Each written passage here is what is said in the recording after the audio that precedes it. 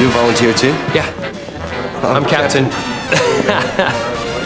You go first. I'm Captain Jack Harkness, 133rd Squadron. Captain Jack is truly a conundrum. Why does that man have your name? I'm lost enough here without you holding back on me. It's not my name. It's his.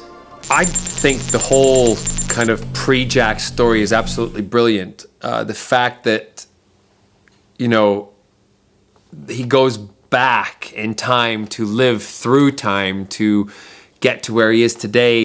The more you try to understand him, the more complicated he becomes. So here's a handy guide to the life and many deaths of the lovable rogue, Captain Jack Harkness. Help me before someone gets you.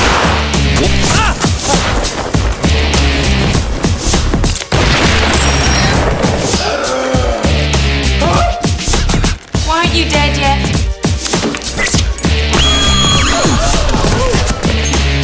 I can't die.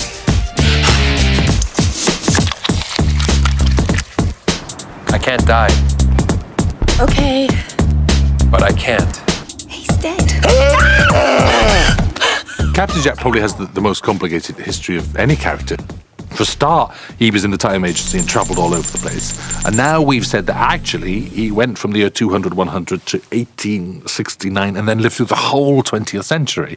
So you've got like an empty canvas to say he's been anywhere, done anything, and we can have a bit of a laugh with that. Are you listening to any of this? You used to be a time agent, now you're some kind of freelancer. Ooh, that's a little harsh. I like to think of myself as a criminal. I bet you do.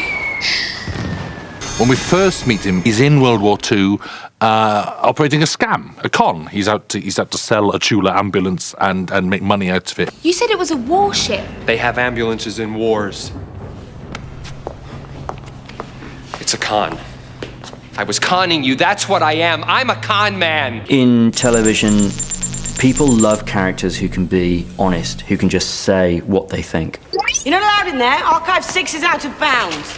Do I look like an out-of-bounds sort of guy?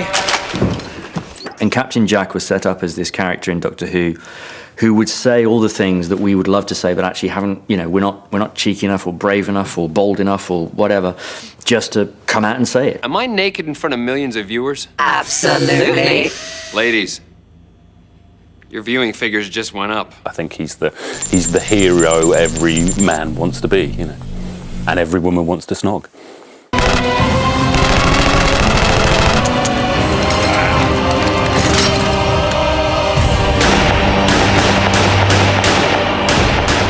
But the fun was short-lived, as a run-in with the deadly Daleks cut the captain's own life very short. I kind of figured that. Ordinarily, his story would have ended there, but Captain Jack Harkness is far from ordinary. I bring life. He's then abandoned in the year 200, 100 for reasons that we don't know at the time, but he's left there.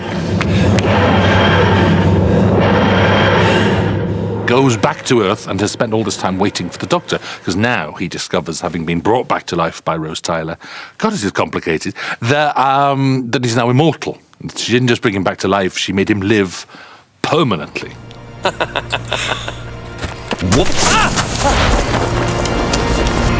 Dying can be a dangerous business. So running the risk is Jack's dead ringer, stunt double Curtis Rivers. The very first episode I did a couple of years ago was Jack being shot in the head.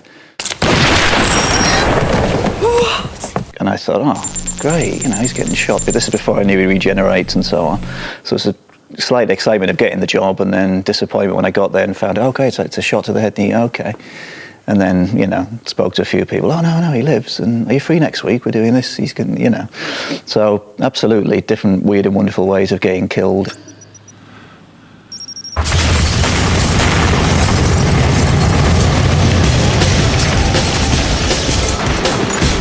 He's met many grisly ends at the hands of his evil enemies.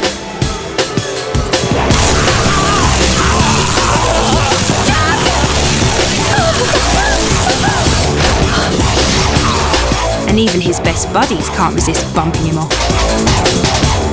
They do love you.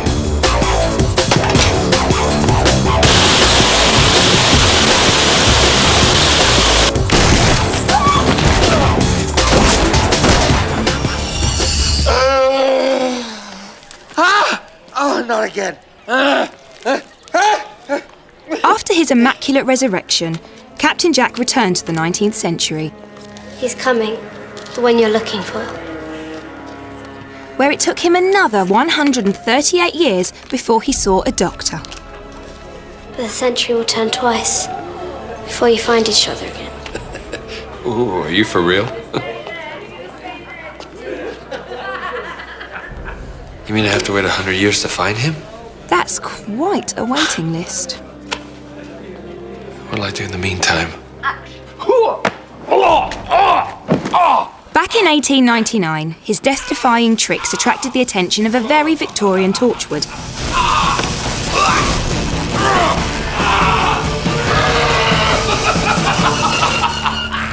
Full power charge and still breathing. Oh, pretty advanced piece of equipment you got there. You ladies are ahead of yourselves. Now where the hell am I? Torchwood, Cardiff. You can't get me here. We can. Unless... Yes. Unless... Unless what? There are opportunities here with the Institute. I'm not for hire. You're going to need currency. So he's been on Earth, he's become part of Torchwood, and now has become the whole of Torchwood. I'm Torchwood. Captain Jack goes back to what he knows. He becomes a mercenary again. He's doing missions for money. Once he's told by the tarot girl, he doesn't really have any choice. That's the only way. And it makes sense of a lot of stories. For instance, his mission in episode 10, where he says, I was sent on a mission to find out about the night travellers. We can retrospectively realise that was Torchwood sending him to find out about them. As you would expect with Torchwood, details regarding his exact movements are of course classified. What we do know is that in 1907 he had a harrowing time with the army in Lahore. 15 men with me in charge. Then we had a tunnel. Then came the silence.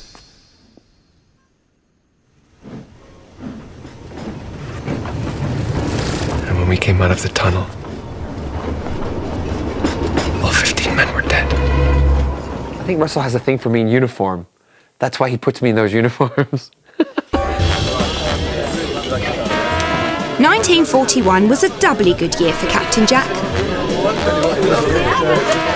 Our hero headed back there for a bit of a boogie and ended up bumping into, well, himself. Hey, you volunteer too? Yeah. I'm Captain. You go first. I'm Captain Jack Harkness, 133rd Squadron. The bombshell dropped that Captain Jack wasn't even Captain Jack. Oh, what an enigma.